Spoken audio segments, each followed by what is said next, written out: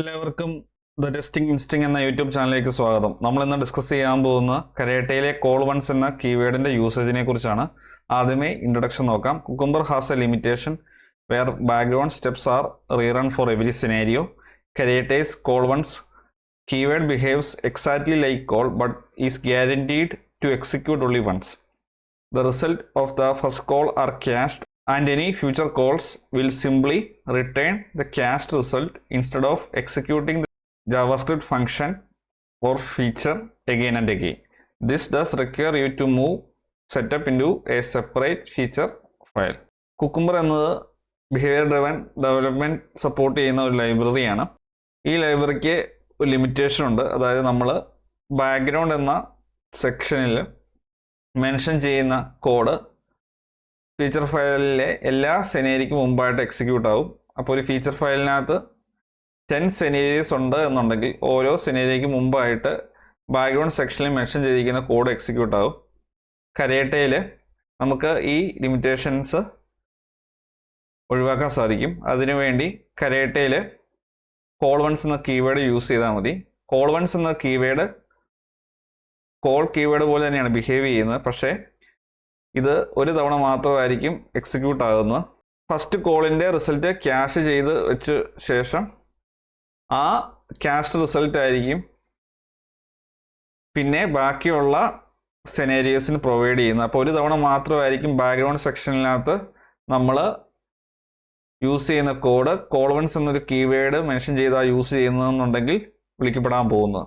അപ്പോൾ ഇങ്ങനെ ചെയ്യണമെന്നുണ്ടെങ്കിൽ റീയൂസബിൾ ആയിട്ട് വരുന്ന കാര്യങ്ങളായിരിക്കും നമ്മൾ ബാക്ക്ഗ്രൗണ്ട് എന്ന സെക്ഷനകത്ത് പ്രൊവൈഡ് ചെയ്യുക. അപ്പോൾ അങ്ങനെയുള്ള ആ റീയൂസബിൾ കോഡ് നമ്മൾ ഒരു സെപ്പറേറ്റ് ഫീച്ചർ ഫയലിനകത്തേക്ക് സ്റ്റോർ ചെയ്യണം. അതിനുശേഷമായിരിക്കും നമ്മൾ കോൾ വൺസ് എന്നൊരു കീവേഡ് യൂസ് ചെയ്ത് ബാക്ക്ഗ്രൗണ്ട് സെക്ഷനിൽ വിളിക്കേണ്ടത്.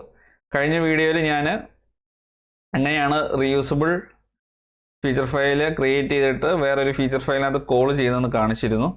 അതുപോലെ ആ ഫീച്ചർ ഫയൽ പാരാമീറ്ററൈസ് ചെയ്യുന്നത് ഞാൻ കാണിച്ചു.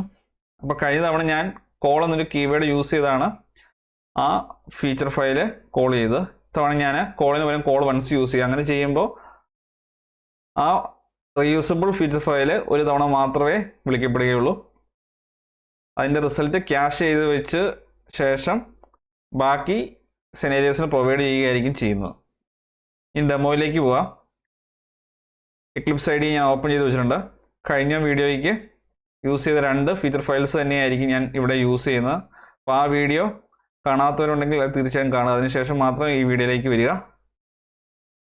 ഇവിടെ ഞാൻ കോൾ വൺസ് എന്ന് കോൾ കീവേഡ് റീപ്ലേസ് ചെയ്തിട്ടുണ്ട്. അപ്പം കോൾ വൺസ് യൂസ് ചെയ്ത് കഴിഞ്ഞാൽ ഈ കോൾഡ് ഫയൽ ഡോട്ട് ഫീച്ചർ എന്ന ഫീച്ചർ ഫയൽ ഒരു തവണ എക്സിക്യൂട്ട് ആവുള്ളൂ. ഇപ്പോൾ ഈ പർട്ടിക്കുലർ ഫീച്ചർ ഫയലിനകത്ത് നിലവിൽ 2 സെനേരിയോ ഉണ്ട്. ഇതിൽ 10 സെനേരിയോ ഉണ്ടെങ്കിലും കോൾ വൺസ് എന്നൊരു കീവേഡ് യൂസ് ചെയ്ത് കഴിഞ്ഞാൽ ഒരു തവണ മാത്രമായിരിക്കും ഈ ഫീച്ചർ ഫയൽ എക്സിക്യൂട്ട് ആകുന്നത്. അതിൻ്റെ റിസൾട്ട് ക്യാഷ് ചെയ്ത് വെച്ച ശേഷം ബാക്കി സെനേരിയോസിനകത്തൊക്കെ ടോക്കണിൻ്റെ വാല്യൂ പ്രൊവൈഡ് ചെയ്യുകയായിരിക്കും ചെയ്യുന്നത്. നിലവിൽ ഇവിടെ 2 സെനേരിയോ ഉള്ളൂ. അപ്പം ടോക്കൺ ജനറേറ്റ് ചെയ്യുന്ന ആ പർട്ടിക്കുലർ API ഒറ്റ തവണ ഹിറ്റ് ചെയ്യുള്ളൂ. പകരം കോൾ വൺസ് വരെ കോളാണ് യൂസ് ചെയ്യുന്നതെന്നുണ്ടെങ്കിൽ 2 തവണ ആ ടോക്കൺ ജനറേറ്റ് ചെയ്യുന്ന API എൻഡ് പോയിന്റ് ഹിറ്റ് ആകുമായിരുന്നു. നിങ്ങൾക്കത് ലോഗ് നോക്കിക്കഴിയുമ്പോൾ മനസ്സിലാവും. കഴിഞ്ഞ വീഡിയോയിൽ ഞാൻ ആ ലോഗ് കാണിച്ചിരുന്നു. ഓരോ സെനേരിയയ്ക്ക് മുമ്പും ഈ പർട്ടിക്കുലർ ഫീച്ചർ ഫയൽ ഹിറ്റായിരുന്നു. ഇനി നമ്മൾ ഈ ഫീച്ചർ ഫയൽ റൺ ചെയ്യുമ്പോൾ ഒരു തവണയെ ആ ടോക്കൺ ജനറേറ്റ് ചെയ്യുന്ന API എൻഡ് പോയിന്റ് ഹിറ്റ് ആവുള്ളൂ. അത് നിങ്ങൾക്ക് ലോഗ് അനലൈസ് ചെയ്ത് കഴിയുമ്പോൾ മനസ്സിലാവും. ഞാൻ ഈ ഫീച്ചർ ഫയൽ റൺ ചെയ്യുവാണ്. റൈറ്റ് ക്ലിക്ക് ചെയ്യുന്നു, റൺ ആസ് കുക്കുംബർ ഫീച്ചർ.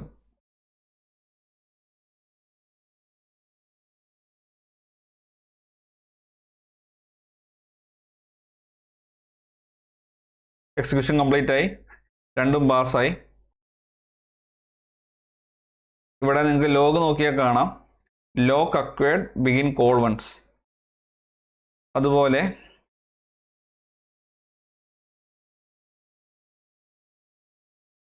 ഇവിടെ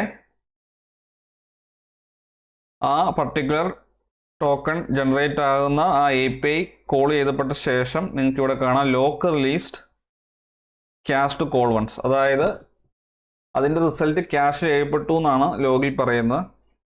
അതിനുശേഷം ബുക്കിംഗ് ക്രിയേറ്റ് ചെയ്യാനുള്ള പോസ്റ്റ് HTTP മെത്തേഡ് ഹിറ്റായി.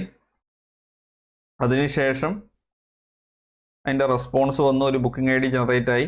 ആ ബുക്കിംഗ് ID യൂസ് ചെയ്ത് ബുക്കിംഗ് ID ഡീറ്റെയിൽസ് അപ്ഡേറ്റ് റിക്വസ്റ്റിലൂടെ നമ്മൾ അപ്ഡേറ്റ് ചെയ്തു. ജിം എന്നുള്ള വാല്യൂ മാറ്റി നമ്മൾ ജെയിംസ് ആക്കി കൊടുത്തു. അതിൻ്റെ റിസൾട്ട് വന്നു. അതിനുശേഷം വീണ്ടും നിങ്ങൾക്ക് നോക്കിയാൽ കാണാം ഇത് സെക്കൻഡ് സിനേരിയോ ആണ്. പക്ഷെ അതിന് മുമ്പായിട്ട് ലോഗിനകത്ത് ടോക്കൺ ജനറേറ്റ് ചെയ്യേണ്ട API ഹിറ്റ് ചെയ്തതായിട്ട് നിങ്ങൾക്ക് കാണാൻ സാധിക്കില്ല. പകരം കഴിഞ്ഞ വീഡിയോയിൽ ഞാൻ ലോഗ് എക്സ്പ്ലെയിൻ ചെയ്തപ്പോൾ നിങ്ങൾക്ക് അതിനകത്ത് സെക്കൻഡ് സിനേരിയോ എക്സിക്യൂട്ട് ചെയ്യുന്നതിന് മുമ്പായിട്ട് ടോക്കൺ ജനറേറ്റ് ചെയ്യുന്ന API ഹിറ്റ് ആയതിൻ്റെ ഡീറ്റെയിൽസ് ലോഗിനകത്ത് കാണാൻ സാധിക്കുമായിരുന്നു. ഇപ്പോൾ അത് സംഭവിച്ചിട്ടില്ല. അതിനുശേഷം ഇവിടെ ബുക്കിംഗ് ജനറേറ്റ് ചെയ്യുന്നു, ബുക്കിംഗ് ഡീറ്റെയിൽസ് വന്നു. എന്നിട്ട് ഈ ID യൂസ് ചെയ്ത് നമ്മൾ ബുക്കിങ്ങിൻ്റെ ഡീറ്റെയിൽസ് ഡിലീറ്റ് ചെയ്തു. അപ്പോൾ ഇതാണ് കോൾ വൺസ് എന്നൊരു കീവേഡിൻ്റെ അഡ്വാൻറ്റേജ്. അപ്പോൾ റിപ്പീറ്റ് ആകുന്ന കോഡ് ബാക്ക്ഗ്രൗണ്ട് സെക്ഷനിൽ മെൻഷൻ ചെയ്താലും അത് ഒരു തവണ മാത്രം കോൾ ചെയ്താൽ മതി എന്നുണ്ടെങ്കിൽ നിങ്ങൾക്ക് കോൾ വൺസ് എന്നൊരു കീവേഡ് യൂസ് ചെയ്യാം. അങ്ങനെ നമുക്ക് ടൈം ലാഭിക്കാൻ സാധിക്കും. ഞാൻ ഇവിടെ കോൾ എന്നുള്ള കീവേഡ് ചേഞ്ച് ചെയ്തു, കോൾ വൺസ് ആക്കി. അപ്പോൾ എല്ലാവർക്കും കോൾ വൺസ് എന്ന കീവേഡിൻ്റെ യൂസേജ് മനസ്സിലായെന്ന് പ്രതീക്ഷിക്കുന്നു. ഈ വീഡിയോ ഇഷ്ടമായെങ്കിൽ തീർച്ചയായും ചാനൽ സബ്സ്ക്രൈബ് ചെയ്യുക, വീഡിയോ ലൈക്ക് ചെയ്യുക, ഷെയർ ചെയ്യുക. അതൊരു ഡൗട്ട് ഉണ്ടെങ്കിൽ തീർച്ചയായും കമൻറ്റ് ബോക്സ് ചോദിക്കുക. നോട്ടിഫിക്കേഷൻ ബെല്ലൈക്കൻ കൂടി എനേബിൾ ചെയ്തേക്കെങ്കിൽ മാത്രമേ പുതിയ വീഡിയോസ് അപ്ലോഡ് ചെയ്യുമ്പോൾ കറസ്പോണ്ടിങ് നോട്ടിഫിക്കേഷൻ നിങ്ങൾക്ക് ലഭിക്കുകയുള്ളൂ. Thanks for watching and keep learning.